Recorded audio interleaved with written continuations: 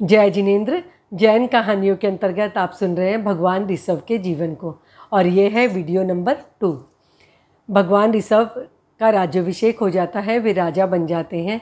राजा बनने के बाद उनके सामने सबसे बड़ी समस्या होती है खाद्य संकट को दूर करना।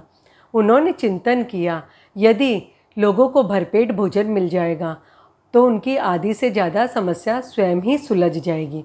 उन्होंने युगलों को बुलाया और कहा, अब बैठकर काम नहीं चलेगा, सभी को श्रम करना पड़ेगा। यदि हम श्रम करेंगे तो हमें भोजन मिलेगा, हमारा पेट भरेगा। इस पर सभी तैयार हो जाते हैं। अभी चारों ओर एक नारा गूंजने लगता है, श्रम करो और सुख से जीवन जियो। अभी ऋषभ प्रभु ने लोगों को सिखाना शुरू किया। वे कुछ भी नहीं जानते थे, कुछ भी मतलब कुछ भी नहीं जानते थे। उन्होंने बीज बोने से पानी डालना, हल चलाना, फसल के बड़े होने पर उसकी कटाई करना, धान को भूसी से अलग करना, सब कुछ उन्होंने सिखाया। लोग बड़े ऋजु प्रकृति के थे, वे सब कुछ सीखते गए।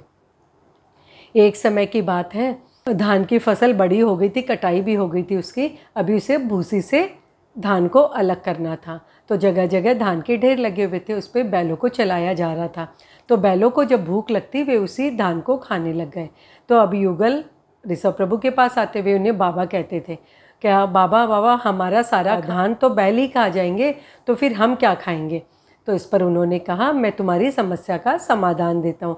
उन्होंने घास की एक रस्सी बनाई और रस्सी से छीका बनाया और कहा, ऐसा छीका बनाओ और बैलों के मुंह पर बांध दो, वे तुम्हारा धान नहीं खा पाएंगे। उन्होंने दूसरे दिन वैसा ही किया। आज वे सभी बड़े खुश थे क्योंकि बैल उनका धान नहीं खा पाए थे।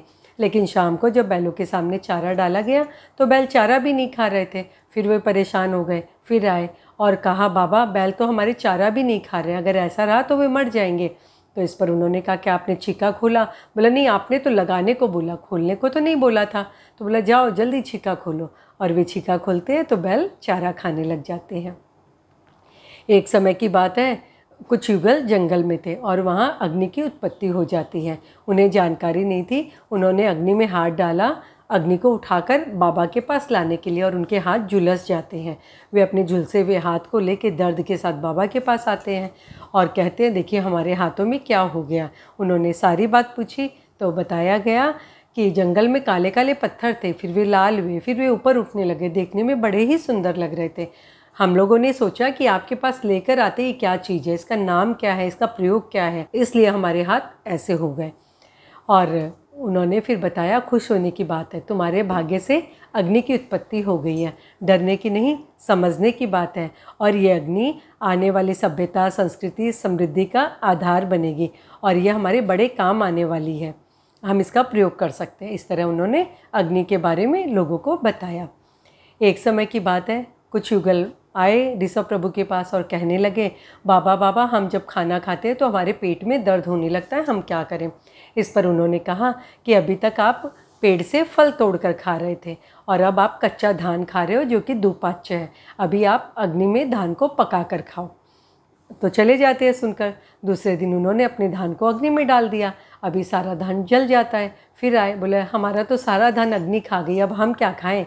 तो इस पर उन्होंने कहा, बनाने का तरीका मैं तुम्हें सिखाता हूँ। उन्होंने मिट्टी के बर्तन बनाए, कुम्हार बने, छोटे बड़े उनकी आवश्यकता के अनुसार बर्तन बनने लगे और उन बर्तनों में भोजन को पकाना उन्होंने सिखाया। इस तरह हर स्थान स्थान पर उन्होंने शिल्प का, कला का ज्ञान लोगों को देना प्रारंभ किया और अभी सभी भोजन पकाकर खाने लग गए। और उसके बाद उन्होंने एक ऐसा वर्ग तैयार किया जिसे तलवार, भाला, बर्छी आदि पहले बनाना सिखाया और उसके बाद उसका प्रयोग कब, कहाँ और कैसे करना है ये भी बताया। लोग अरण्यवासी थे, जंगलों में जानवरों से उन्हें भय रहता था, जंगली जानवरों से, तो वहाँ वे प्रयोग करके अपनी रक्षा करते थे।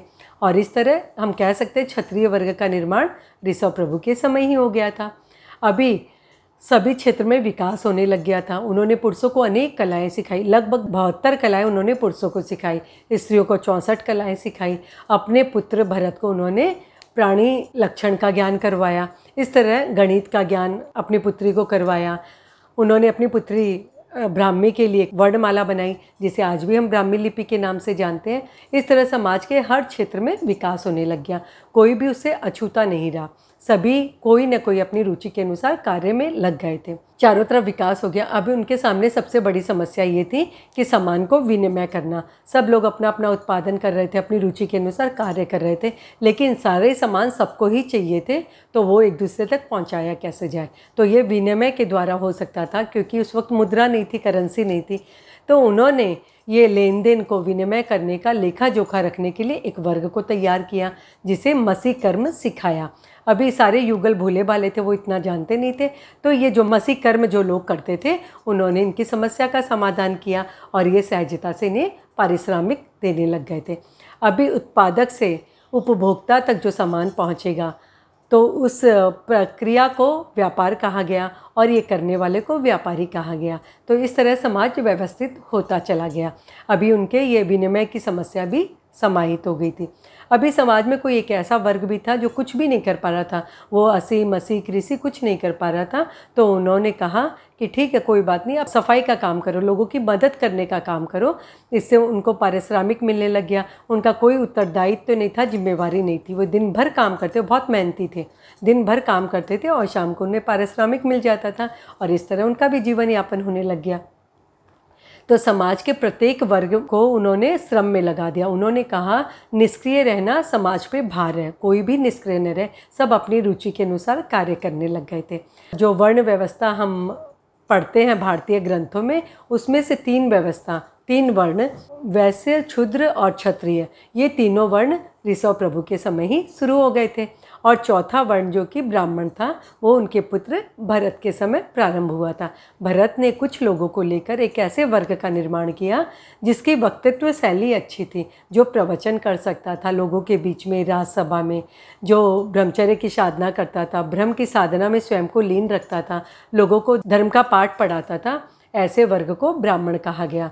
उन्हें कृषि और कोई भी कार्य नहीं करना पड़ता था, उनकी सारी आवश्यकताएं राजमहल से पूरी हो जाया करती थी।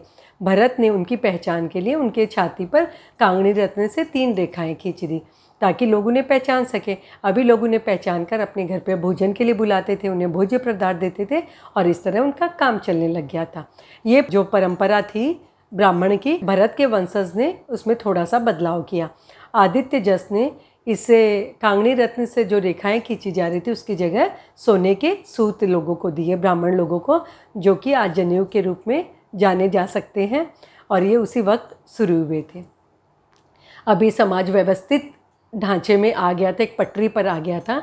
अभी उन्होंने कहा कि जो युगल जन्मते थे वही पति पत्नी बन जाते थे, लेकिन अभी ऐसा नहीं होगा। जो साथ में जन्मेंगे वे भाई बहन जैसे पवित्र रिश्ते में बंधेंगे। और विवाह जैसी एक प्रथा का प्रारंभ किया गया और कहा गया विवाह के पहले सबको अनिवार्य रूप से निर्विकार जीवन जीना पड़ेगा, और जिससे विवाह हो जाएगा उसके अतिरिक्त सभी लोगों के प्रति निर्विकार भावना रखनी पड़ेगी। और इस तरह वासनाजन्य उन्माद को उन्होंने विवाह जैसी प्रथा से नियंत्रित किया। अभी उसके बाद में लोग अभी तक अरण्यवासी थे, जंगल में ही रह रहे थे। तो उन्होंने कहा अभी तक ऋतुएं अनुकूल होती थी, अब प्रतिकूल भी होती है। कभी ज़्यादा ठंड, कभी कम ठंड, कभी गर्मी, तूफान, आंधी, सैलाब ऐसे आते हैं। और फिर जंगल में जंगली जानवरों का भी डर होता है। तो अभी आप घर बनाकर रहो और एक दूसरे के पास में रहो, ताकि एक दूसरे की सहायता भी कर सको। इससे आपके जीवन में और सुगमता आ जाएगी। और इस तरह लोगों ने कहा ठीक है, और सभी अभी जंगल को छोड़कर घर बनाकर साथ में रहने लग गए थे, पास पास में।